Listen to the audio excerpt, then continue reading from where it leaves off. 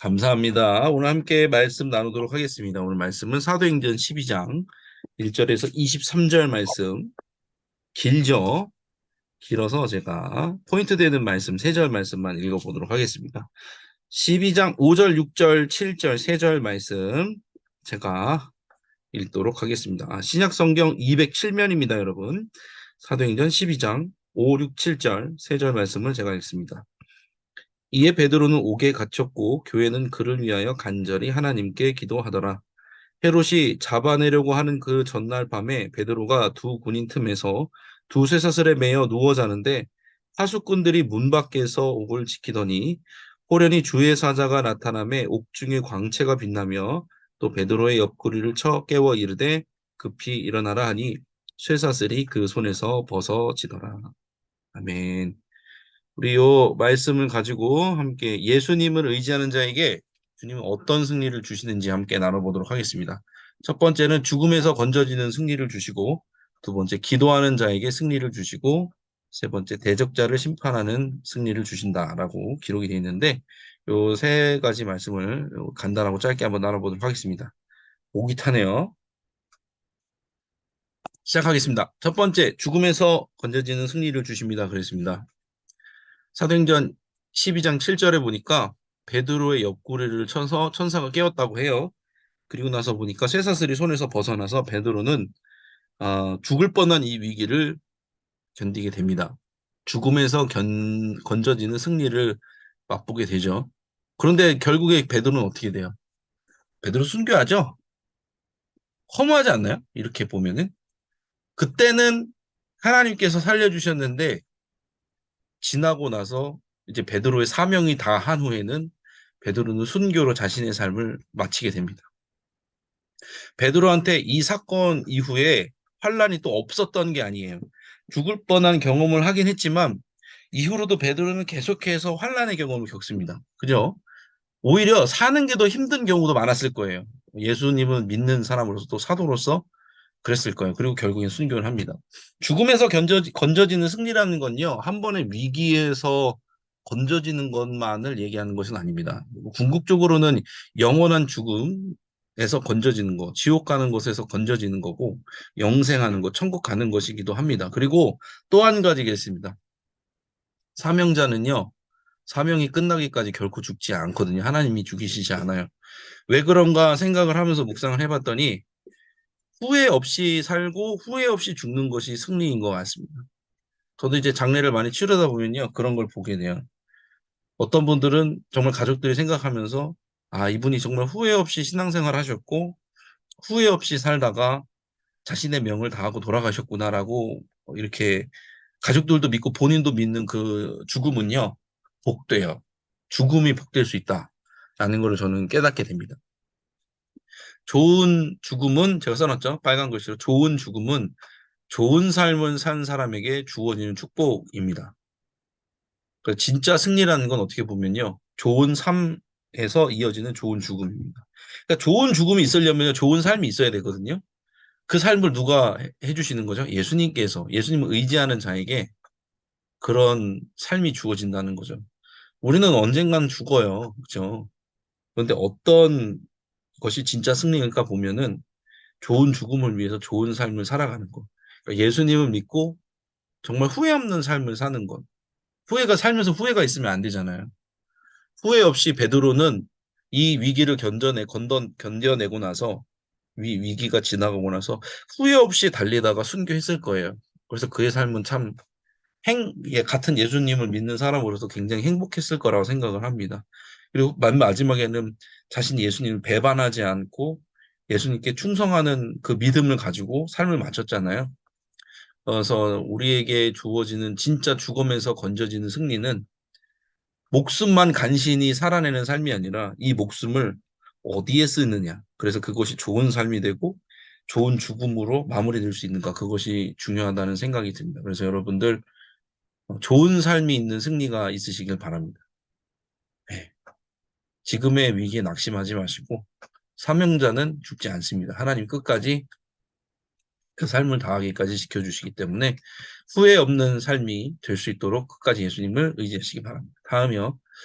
기도하는 자에게 승리를 주시겠다고 합니다. 그래서 사도행전 중간쯤 보면 13장 15절 제가 오늘 기록해 드렸는데 베드로를 위해서 기도하는 사람이 얼마나 많았겠어요. 초대교회의 베드로는 수장이잖아요. 또. 수장인 베드로를 위해서 기도하는 사람이 많았는데 참 재밌는 거는 로데만 믿었죠. 로데라는 여자아이가 있었는데 베드로가 문을 두드리니까 그 옥에서 나오고 나서 천사가 살려주고 옥에서 나오고 문을 두드리는데 아무도 베드로라고 믿지 않았는데 오직 한 여자아이 로데만 믿었습니다. 이게 많은 성경 이렇게 해석해 놓은 걸 보면은 로데라는 여자아이에 대한 믿음을 굉장히 칭송합니다. 그런데 저는 반면에 그런 생각이 들어요. 이들이요, 어떻게 보면 사도 베드로를 위해서 간절히 기도했지만 이들의 믿음은 한계가 있었어요. 그죠? 이들이 정작 베드로가 와도 믿지 못하고 그래서 너무 놀라잖아요. 생각보다 그들의 믿음이 엄청난 것 같진 않았던 것 같아요. 그런데 진짜 놀라운 것은 그 기도에도 하나님은 역사해 주셨다는 거예요. 우리 기도가요, 완벽하지 않아요. 저도 목사지만 그렇고, 우리 기도가 연약할 때가 많아요. 아, 이거 내가 지금 믿고 기도하는 건가? 아니고 기도하는 건가? 그럴 때도 있지 않을까요? 우리가 사실 돌아서 생각해 보면. 그럼에도 불구하고요, 하나님께서는 우리를 기도의 자리로 끊임없이 요청하시고 초청하시는 거예요. 그게 저는 기적이라고 생각합니다. 그거 자체가 은혜 아닌가요? 내 믿음이 이거밖에 안 되는데, 하나님께서는 나를 속회로 불러주시고, 속장으로, 부속장으로, 속원으로 불러주시고, 안양교회로 불러주시고, 그리고 나서 기도자로 불러주신다는 것, 그거 자체가 은혜인 겁니다. 기도하는 자에게 승리를 주시는데요. 기도를 잘하는 자에게 승리를 주시는 게 아니래요. 믿음이 좋은 자에게 승리를 주시는 게 아니에요. 물론 믿음이 필요해요. 그런데 기도한다는 것은요, 곧 뭐냐면 어느 정도 예수님을 진짜 의지하고 있다는 거예요. 그래서 오늘 제목이 그거잖아요. 예수님을 의지하는 자에게 주님은 어떤 승리를 주십니까? 기도 자체가 예수님을 의지하는 행위이기 때문에 그렇습니다. 우리는 때로 기도를 포기할 때도 있고, 우리는 기도하지만 때로 믿지 못할 때도 있지만, 하나님께서는 그런 연약한 우리를 끝까지 포기하지 않으시고, 그 기도, 불완전한 기도마저도 들어서 역사해 주시는 게 하나님이시라는 거죠. 그래서 제일 중요한 건 뭐냐면요. 나의 상태를 믿는 게 아니에요, 신앙은. 나의 감정, 나의 상태를 믿는 게 아니라 그럼에도 불구하고 역사하시는 하나님을 믿는 거예요. 그렇게 기도하는 자에게 하나님께서는 승리의 경험을 주십니다. 여러분, 여러분이 기도자라고 못하고는 별로 상관이 없어요. 중요한 건 뭐예요? 그냥 기도하는 거예요. 그러면서 좌충우동해가면서 하나님을 더 많이 경험하고 하나님을 더 믿어가는 것, 그것이 신앙이라고 믿습니다. 마지막 3번 갈게요. 대적자를 심판하든 승리를 주십니다. 그래서 헤롯 대왕이 나오는데 헤롯 대왕이 이제 두로와 시돈 사람들을 만나서 그 사람들을 두로와 시돈 사람들이 헤롯 대왕과의 관계 회복을 위해서 이렇게 초청을 해서 거기서 이제 연설을 하게 되는데 헤롯 대왕이 사람들이 막 감탄하는 거죠. 사람들이 야 이건 신의 소리다 사람의 소리가 아니다. 너무 막 연설을 잘하니까. 근데 이 헤롯 대왕이 영광을 하나님께 돌리는 것이 아니라 자기 영광으로 취했어요. 그러니까 이제 벌레에게 먹혀 죽었다 이렇게 나오거든요. 근데 유대 역사가인 요세푸스라는 사람이 유대 역사서를 썼어요. 그 책에 보면은 헤롯이 급성 복통으로 5일 동안 계속 고통당하다가 죽었다고 그 나와요. 실제 역사서. 그러니까 성경 이외에 다른 고증 역사서. 이 요세푸스라는 사람은 그리스도인이 아닙니다. 그냥 일반 역사가입니다. 그 사람의 기록에 나와요. 그러니까 어떻게 보면 지금 사람들이 그 의사들이 추측해 보건데 아마 장내에 살고 있는 회충이나 이거 오타가 났는데 회충이에요. 회충이나 하면 아니면 뭐 기생충들이 이렇게 공 모양처럼 뭉켜가지고 장폐색으로 인해 죽었을 것이다라고 추측하는 부분이 있습니다. 무섭죠. 헤롯만 그런 심판을 당할 거라는 거죠. 헤롯만 그렇게 특별히 나빠서 죽은 걸까요? 우리는 이걸 알아야 돼요. 제가 빨간색 글씨로 써놨죠. 무슨 얘기인데 우리는 구원이 모든 이에게 열려 있듯이 심판도 모든 이에게 열려 있다는 사실을 생각해야 됩니다라고 썼습니다. 우리는 예수 믿죠. 그죠? 우리는 예수 믿는 사람이에요. 그러니까 영원한 멸망에 대해서는 어떻게 보면 해방된 거예요. 우리에게는 영원한 생명이 주어지고 영원한 멸망 없습니다. 하지만 이 생애 가운데서 하나님께서 우리에 대한 죄값이나 이런 것들을 분명히 치르게 하는 부분들이 있어요. 왜냐하면은 우리가 엇나가면 안 되니까. 이 사람들에 대해서는 예수님을 믿지 않고 하나님을 모르고 또 어떻게 표현할까요? 오늘 그 헤롯처럼 하나님을 경외하지 않은 사람에게는 하나님께서는 심판으로 역사하시고 예수님을 믿는 사람에게는 징계를 주신다고 성경에 나온단 말이에요. 징계는 다른 게 뭐예요? 우리를 올바른 방향으로 이끌어 나가시는 부분인 거죠. 우리 예를 들어서 부모님이 자녀에게 훈계를 하거나 똑바른 방향으로 나가게 하도록 매를 댈 때가 있잖아요. 똑같은 겁니다. 우리에게는 심판이 아니라 징계가 주어져 있다는 것입니다. 우리는 단지 예수님을 믿음으로 말미암아 심판을 피했을 뿐이지 징계는 우리에게도 닥친다는 거예요. 그래서 우리는 남들이 그렇게 심판당하는 걸 보고 물론 나에게 나쁜 일을 한 사람, 나를 배신한 사람, 나를 힘들게 한 사람에 대해서는 하나님께 심판을 요청하는 거 좋은 기도입니다. 기도의 일부입니다. 하지만 그것으로 인해서 너무 기뻐하진 않는지 그거를 살펴봐야 돼요. 어, 우리에게도 닥칠 수 있는 부분들이 현실을 살아가는 우리들에게 하나님께서 징계로 주실 수 있는 부분들이 있잖아요. 우리 아이들이 항상 싸울 때가 있어요. 싸우면은 제가 한 명을 첫째를 예를 들어 첫째를 혼내잖아요. 그럼 둘째가 지원 사격을 자꾸 합니다. 누나가 뭐 어땠어, 저쨌어. 그럼 제가 못하게 말려요. 그거는 아니거든요. 아빠가 이렇게 떻게 보면은 중재자의 역할을 하면서 심판자의 역할을 하면서 첫째를 혼낼 때는 둘째도 그거를 보고 자기도 혼날 수 있다는 생각을 해야 되는데 둘째가 어려서 그걸 모른단 말이에요. 반대로 둘째를 혼낼 때 첫째도 지원 사격을 자꾸 해요. 그래서 제가 그거를 중간에서 이제 막는 역할을 할 때가 많단 말이에요. 근데 우리가 그렇지 않냐는 거죠. 누군가 심판을 받는데 아이고 저럴 줄 알았어. 아니 우리도 그렇게 될 수 있다는 거예요. 하나님께서는 우리에게도 징계를 주시기 때문에. 그래서 진짜 승리를 누리는 사람은 하나님께 심판의 모든 역할을 맡기고 본인도 겸허하게 그 자리에 있을 수 있는 사람이라고 생각을 합니다. 우리의 대적자를 하나님 심판하시지만 우리도 누군가의 대적자가 될 수 있다는 사실을 잊지 말아야 될 것 같습니다. 이렇게 해서 세 가지에 대해서 오늘 나눴습니다. 예수님을 의지하는 자에게는 죽음에서 건져지는 승리를 맛볼 수 있다. 말씀드렸죠? 좋은 삶, 예수님을 의지하는 사람에게 좋은 삶이 있고 좋은 죽음이 있어서 후회 없는 삶을 우리에게 허락하신다. 그것이 정말로 죽음에서 건져지는 승리다. 두 번째, 우리 같이 연약한 사람들에게도 기도할 수 있도록 초청해 주시고 기도하는 자에게 승리를 주신다. 그랬습니다. 10월 6일 금요일 우리 사랑교구 속장님들, 부속장님들 특송이 있습니다. 아셨죠? 아시고 계시죠? 제가 계속 광고하니까 기억을 하시고 기도의 자리로 오시기 바랍니다. 제가 말씀드렸죠? 그날 누가 설교라고요? 제가 설교입니다. 부끄러워요. 이게 머슴에서 기도해 달라는 거예요. 도움을 요청하는 거예요. 도와주십시오. 기도로 동역해 주시고 함께 은혜 받고 기도하는 시간이 되었으면 좋겠습니다. 세 번째, 대적자를 심판하는 승리를 주십니다. 진짜 승리자로서 하나님께서는 우리를 심판하시고 그 가운데 우리는 겸허하게 엎드려서 그 심판에 대해서 묵상해야 될 주님 앞에 겸손해야 될 필요가 있다고 말씀드렸습니다. 이렇게 세 가지를 간단하고 심플하고 짧게 나눴습니다. 좋습니다. 공동체 소식 알려드립니다. 저는 이제 밑으로 내려가고 여러분들 얼굴을 보면서 추석 가정 예배 들으시죠? 이제 내려가서 들으시는 분도 있고 뭐 자체적으로 하시는 분들도 있고 그러실 텐데 연휴간의 모든 예배는 동일해요. 뭐 새벽 기도회라든지 금요 회복 기도회도 있습니다. 주일 예배도 동일하게 드리고 식사만 없습니다. 주일날 식사만 없는 거. 추석 명절 가정 감사 예배 순서지가 이렇게 뭐 인터넷에도 있고 교회 앱에도 있고 1층 사무실에 보면은 이렇게 인쇄를 해놨거든요. 그거를 이렇게 가져가셔서 쓰시면 될 것 같습니다.